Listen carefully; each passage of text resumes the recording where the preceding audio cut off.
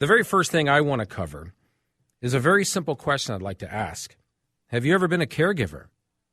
I have, and it started 25 years ago. And you know, it's interesting. I saw this amazing statistic from Family Caregiver Alliance, and it said there are approximately 43.5 million caregivers in the United States. And that means that there's 43.5 million people who have provided unpaid care to another adult or a child. And it's estimated that the economic value of what they have done is about $500 billion a year, which is absolutely incredible. I first became a caregiver in 1999. And based on those statistics, many of you have been caregivers, or maybe some of you are now. I would love to hear your stories. I feel that when I first became a caregiver, I just noticed there was a lack of resources or support, or maybe I just didn't know where to find it. And so I'm very excited because I get to have a guest on tonight, a gentleman who has not only been a caregiver, but has started a movement to help caregivers. I wish I had met Kyle many, many years ago, but I'd like to introduce Kyle Woody. Kyle is the founder and executive director of Jack's Caregiver Coalition. How are you doing tonight, Kyle? Doing great, Eric. Thanks for having me. Hey, it is so good to have you on. And I remember the very first time we met and just being so impressed with everything that Jack's Caregiver Coalition is doing. I don't think enough people know about the support out there for caregivers. And you would probably agree with that. Yeah, I think more and more, we started Jack's 10 years ago.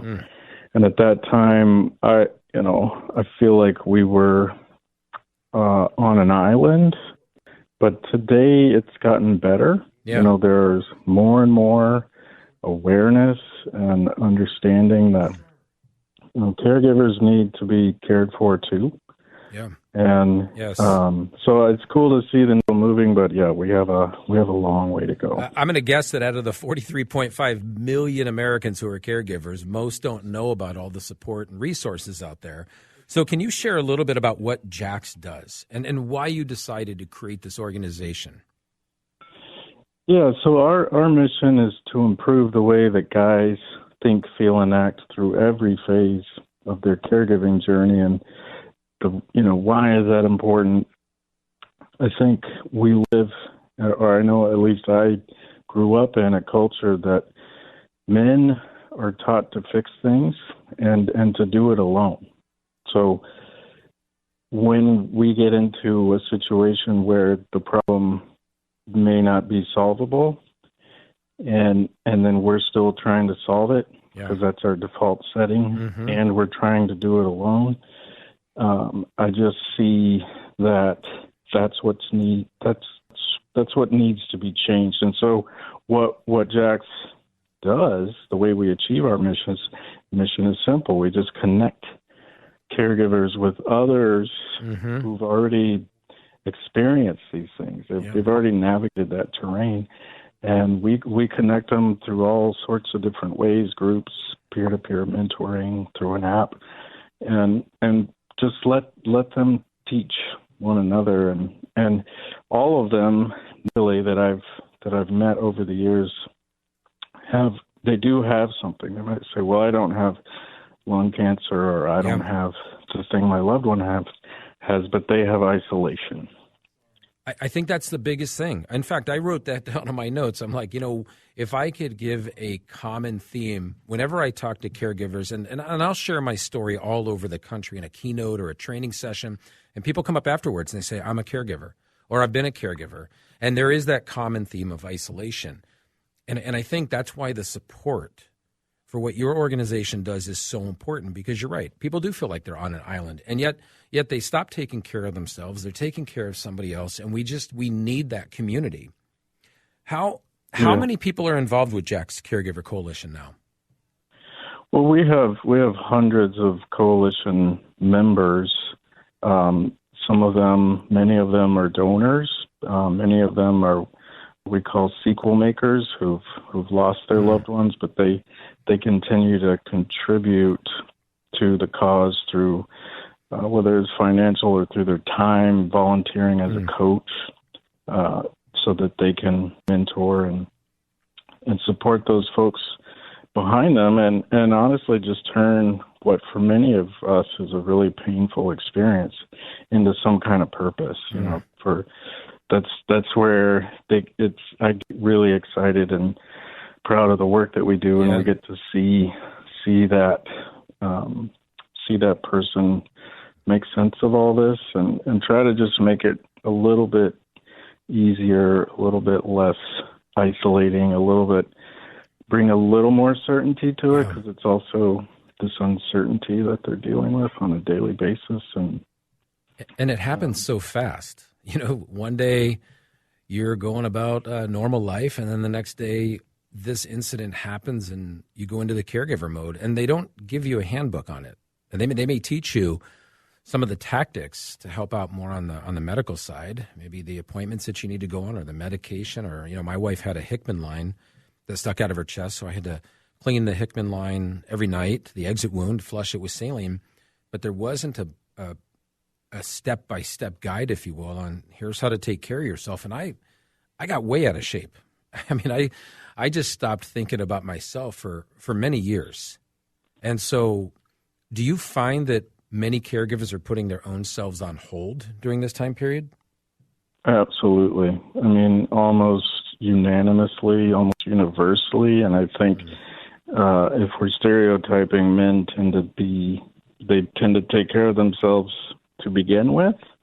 And then you layer on this health crisis that's, you know, the feeling that I think they have is they want to be great at it. You know, they want to be the best caregiver that ever walked the earth. And to them, that means be at every appointment, take up all the slack, and just really be the magic in every situation. And unfortunately, to do that, it requires self-sacrifice. And when I think about what great caregiving looks like, it's a team sport.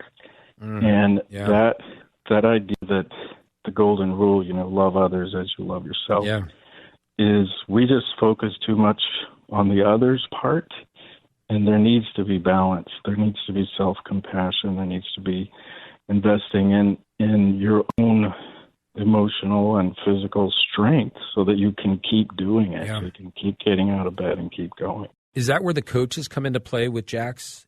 Do the coaches help the caregivers, especially the newer caregivers, to put themselves as a priority also?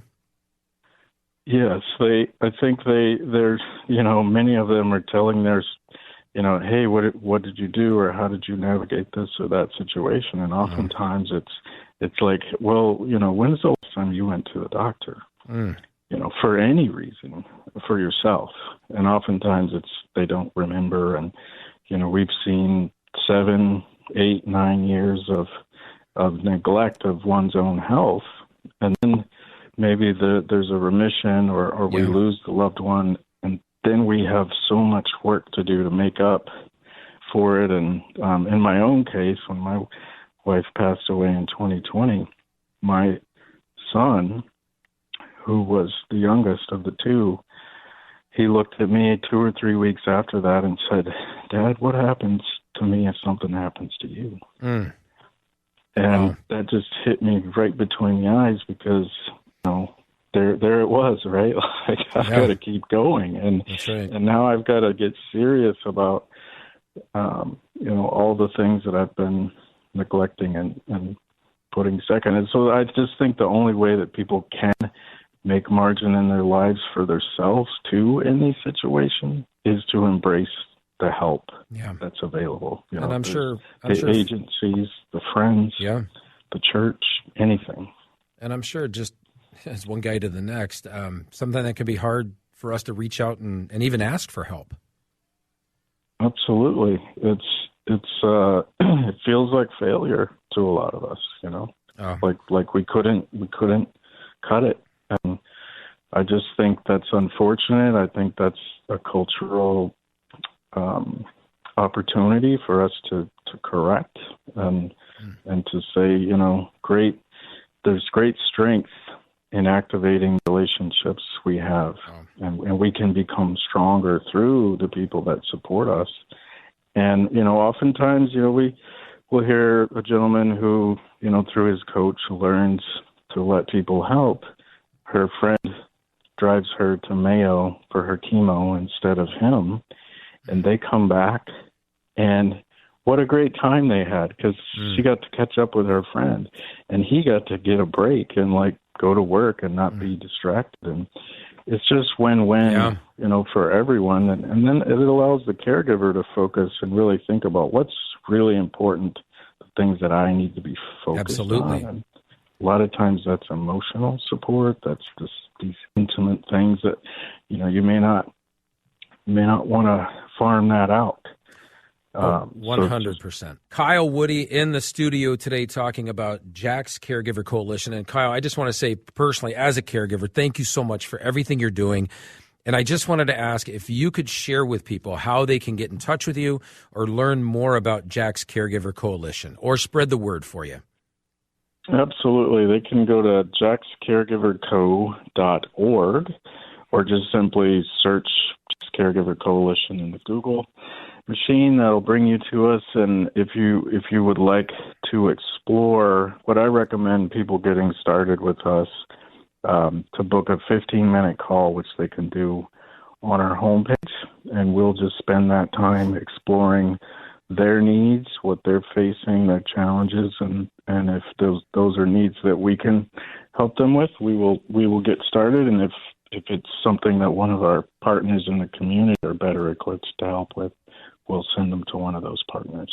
That is so awesome. Thank you so much. Kyle, thanks for being on tonight. And our listeners, we're going to get the word out there and get more people directed over to Jack's Caregiver Coalition. Thank you so much. Thank you, Eric. Have a good night. Yeah, you too.